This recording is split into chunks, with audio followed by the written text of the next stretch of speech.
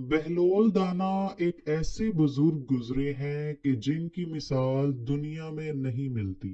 इन्हें आले मोहम्मद के मोजज़े से तबीर किया जाए तो गलत नहीं होगा। वैसे तो बहलोल नाम के और भी बुजुर्ग गुजरे हैं, लेकिन बहलोल से मुराद अमूमन वही आदमी लिया जाता है जिसने दीवानगी का मफहूम ही बदल कर रख दिया था और दानिश बुरहानी के मायने पूरी दुनिया को समझा दिए। दुनिया की तारीख में वो वाहिद दीवाना है जो अक्लमंद है। वो तन्हा दीवाना है जो अक्लमंदों को हिकमत व दानिश के हुनर सिखाता है। इसने एक ऐसा रास्ता इख्तियार किया था जो आज तक किसी को हासिल ना हो सका। एक दफा खरासा का एक मशहूर आलिम बगदाद आया तो खलीफा हारून रशीद के दिल में इससे मिलने की ख्वाहिश पैदा हुई। चनाचे आलिम को अपने महल बुलवाया। हारून रशीद ने बड़ी मोहब्बत और प्यार के साथ अपने पास बिठा लिया।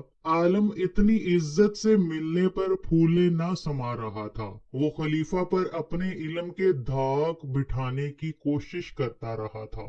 खलीफा भी इसके इल्म से खूब मुतासिर हुए जा रहा था। वो बातें ही कर रहे थे कि बहलोल भी खलीफा के दरबार आ पहुंचा। बहलोल भी खलीफा के पास बैठ गया। जब आलिम ने बहलोल की तरफ देखा तो हैरान होते हुए हारून रशीद की तरफ देखा और कहने लगा कि आप बहुत ही रहम दिल हैं कि आप फकीरों को भी अपने दरबार में बैठने के लिए जगह देते हैं। बहलोल ने जब इस बंदे के अल्फाज सुने तो अपना असा जमीन पर मारते हुए कहने लगे कि आप अपने नाकस इल्म पर इस कदर तकब्बुर गुरूर क्यों करते हैं। आप मेरी हालत की तरफ ना देखें और ना ही आप अपने इल्म पर तकब्बुर और गुरूर करें। ये सब कुछ अल्लाह ताला की अता की हुई चीजें हैं। लेकिन उस आलिम को अपने इल्म पर बहुत भरोसा था। वो हजरत बहलोल दाना की मजीद तौहीन करता रहा तो बहलोल कहने लगे कि मेरे साथ इल्मी मुबाहसा करने के लिए तैयार हो जाएं, ताकि आपका भी पता चल सके कि आप कितने पानी में हो। आलिम ने गुस्से से बहलोल की तरफ देखते हुए कहा, मैंने सुना है कि तुम कम इल्म हो। मैं कम इल्म वालों से फजूल में बहस नहीं करता। बहलोल ने उस बंदे से कहा कि मैं कब कहता हूँ कि मैं पागल नहीं हूँ। मैं तो खुद उस बात को मान रहा हूँ, लेकिन मैं ये भी सुन रहा हूँ कि आप अपने आप को बड़े आलिम कहते हैं। तो आओ मेरे साथ मुबाहिसा करो। खलीफा ने बहलोल की तरफ देखा और कहने लगे, बहलोल चुप हो जाओ। हारून रशीद ने कहा कि बहलोल तुम नहीं जानते कि तुम किस से बात कर रहे हो। ये खरासा का बहुत ही बड़ा आलिम है। इसके इल्म के चर्चे पूरी दुनिया में मशहूर हैं। बहलोल ने बड़े इत्मीनान से जवाब दिया कि मैं भी तो यही कह रहा हूँ कि ये मेरे साथ इल्मी मुबाहिसा करें खलीफा को भी इल्मी मुबाहिसा का शौक था। खलीफा आलिम से कहने लगे कि क्या मुज़ायका है अगर आप बहलोल की दावत कबूल कर लें। आलिम कहने लगा, मुझे कोई एतराज नहीं है। आलिम ने कहा कि मेरी एक शर्त है कि अगर बहलोल ने मेरी एक पहेली का जवाब दे दिया तो मैं इसको 1000 अशरफियां इनाम के तौर पर दूंगा। अगर इसने मेरे सवाल का जवाब ना दिया तो ये 1000 अशरफियां देने का पाबंद होगा। बहलोल ने कहा कि फकीरों के पास मालो दौलत कहाँ होती है। साहिब, मैं तो ये कर सकता हूँ कि अगर मैंने आपके सवाल का जवाब ना दिया तो मैं आपका गुलाम बन जाऊंगा। जब तक तुम्हारी 1000 अशरफियों की कीमत पूरी ना हो जाए मैं तुम्हारा गुलाम रहूंगा। आलिम ने कहा, मुझे ये बात मंजूर है। बहलोल ने जवाब दिया, अगर मैं ये शर्त जीत गया तो वो 1000 अशरफियां गरीबों और लाचारों को तकसीम कर दी जाएंगी। हजरत मौला अली शेर खुदा का फरमान है कि जहां भी दौलत की मिकदार ज्यादा होती है वहां यकीनन किसी हकदार का हक जाया हो रहा होता है। आलिम बोला, मुझे मंजूर है। आलिम ने कहा कि क्या आप तैयार हैं? बहलोल ने कहा, मैं तैयार हूँ। आप मामला बताएं। आलिम ने पूछा कि एक औरत अपने शरई शोहर के साथ बैठी है। इस घर में एक शख्स रोजे में है, दूसरा नमाज पढ़ रहा है। अचानक दरवाजे पर दस्तक होती है।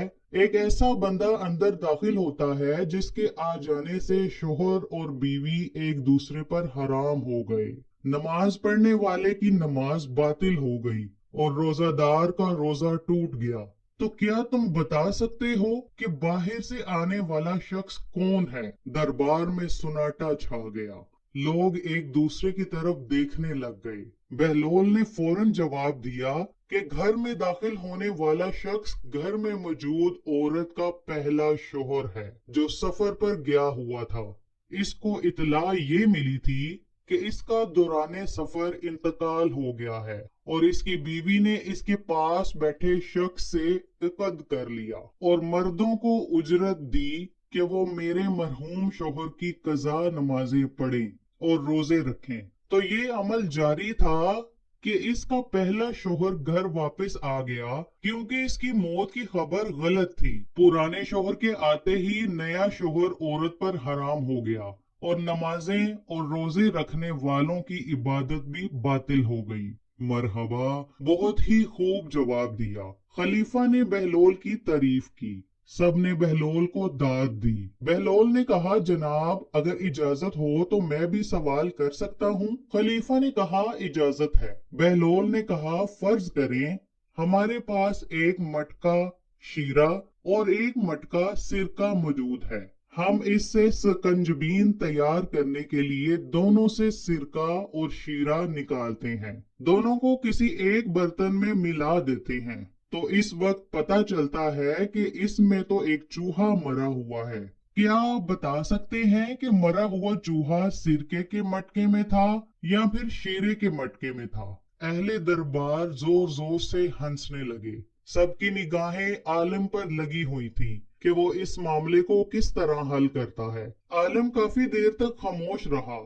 خلیفہ نے عالم سے پوچھا بہلول نے تمہارا سوال حل کرنے میں کوئی وقت نہیں لیا تھا، تم کو بھی اس کا جواب فوراً ہی دینا ہے۔ عالم نادم سا ہو گیا، وہ شرم کے مارے اپنے سر کو نیچے ہی جھکائی جا رہا تھا، اس کو اپنی کم عقلی کا اعتراف کرنا ہی پڑا۔ عالم بولا عالی جا، میں اس سوال کا جواب نہیں دے سکتا۔ خلیفہ نے بہلول کی طرف دیکھا تو بہلول مسکرا رہا تھا۔ خلیفہ نے کہا کہ بہلول آپ ہی اس کا جواب دے سکتے ہیں۔